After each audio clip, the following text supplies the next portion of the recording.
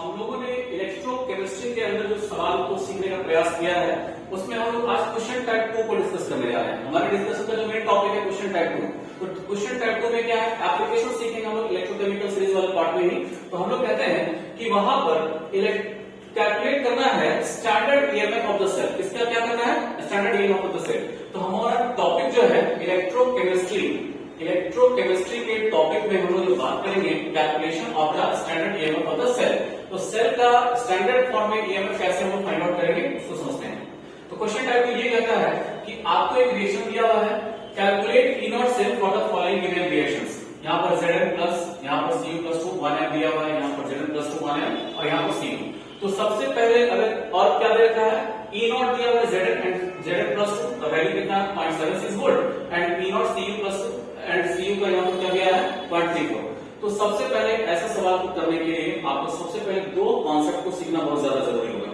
सबसे पहले जो पहला कॉन्सेप्ट सिखाए थे आपको कि SRP equal to minus SOP हम लोग लिखते कैसे हैं, एक्सरसाइज कॉन्सेप्ट वहां पर सिखा चुके हैं, उसका सहारा लीजिएगा आपको बनाने के लिए। और यहाँ पर एक चीज ध्यान रखिएगा कि दूसरा जो हम लोग फॉर्मूला जो बेसिक फॉर्मूला सिखाए हैं वो क्या है, ये कि ई नॉट सेल जो होता है E naught cathode minus E naught anode. और हमेशा ध्यान रखिए कि चाहे कैथोड हो चाहे एनोड, उनके वैल्यूज को हमेशा एसआरपी के टर्म में ही लिखिएगा, स्टैंडर्ड रिडक्शन पोटेंशियल के टर्म में ही लिखिएगा, ठीक है। अब जरा समझते हैं कि कैसे कैसे इसको फॉरवर्ड करते हैं आगे। तो देखिए सबसे पहले इस सेल रिएक्शन के अंदर जाइए, यहाँ पर एक चीज पता चलेगा कि हम लोग ऑक्सीडेशन किस पे हो रहा है और रिडक्शन किस पे हो रहा है वो पता कर पाएंगे। तो यहाँ पर देख पा रहे हैं कि कॉपर प्लस 2 है और यहाँ पर क्या है Cu। तो यहाँ पर देखिए प्लस 2 ऑक्सीडेशन स्टेट और यहाँ पर फ्री स्टेट में कितना 0। तो हम देख पा रहे हैं कि ऑक्सीडेशन स्टेट ज्यादा से क्या हो गया कम, इसका मतलब वहां पर क्या रिडक्शन। तो उसे क्या कंसीडर करोगे, कैथोड करेंगे, ठीक है। उसी प्रकार से यहाँ पर देखिए आप यहाँ पर Zn में देख पा रहे हैं, यहाँ Zn यहाँ पर क्या ऑक्सीडेशन स्टेट जो होगा कम से ज्यादा, इसका मतलब ऑक्सीडेशन, उसे क्या कंसीडर करने वाला हो एनोड। अब ध्यान रखना है कि यहाँ पर ये तो हम डिटेक्ट कर पाएंगे कौन सा कैथोड कौन सा एनोड क्या हो रहा है। अब इन टर्म्स ऑफ वैल्यूज जरा देखते हैं कि ई नॉट से यहाँ से Zn और यहाँ से Zn प्लस 2 वो क्या रहा है यहाँ पर कम से ज्यादा, वो क्या है ऑक्सीडेशन। तो ऑक्सीडेशन में यहाँ वैल्यू कितना 0.76 वोल्ट। यहाँ पर भी क्या हो रहा है, क्या वहां के अनुसार ठीक चल रहा है, Zn बिल्कुल चल रहा है सर। यहाँ पर Zn में यहाँ भी ऑक्सीडेशन और यहाँ भी ऑक्सीडेशन, वैल्यू चेंज करने की जरूरत नहीं पड़ेगी। अब जरा समझिएगा यहाँ पर Cu प्लस 2 यहाँ भी रिडक्शन, यहाँ 0.34। अब देखो यार अपने को समझना ये है यहाँ पर कि ये जो एसआरपी के टर्म में लिखते कैसे हैं। अब यहाँ पर देखिए रिडक्शन दिया हुआ तो सही है।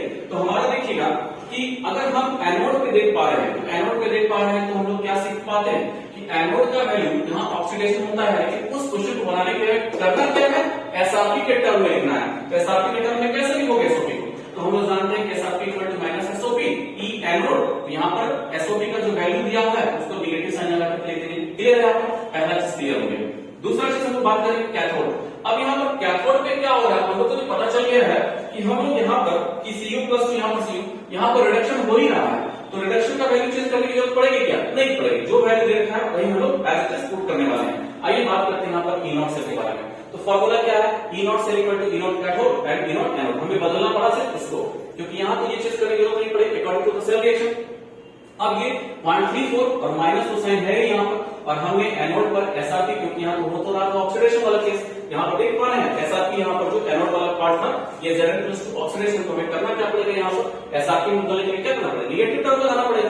तो यहाँ पर नेगेटिव लगा करके माइनस माइनस क्या कर दिए यहाँ पर प्लस, और ओवरऑल जो कैलकुलेट होकर क्या है 1.10 वोल्ट हमारा आंसर है। तो हम लोग सीखे क्या कि सबसे पहले ई नॉट सेल वाला कॉन्सेप्ट को निकालने के लिए एक तो हमें SRP equal to minus SOP and E naught cell का ये फॉर्मूला लगा करके हमें सॉल्व करना पड़ेगा।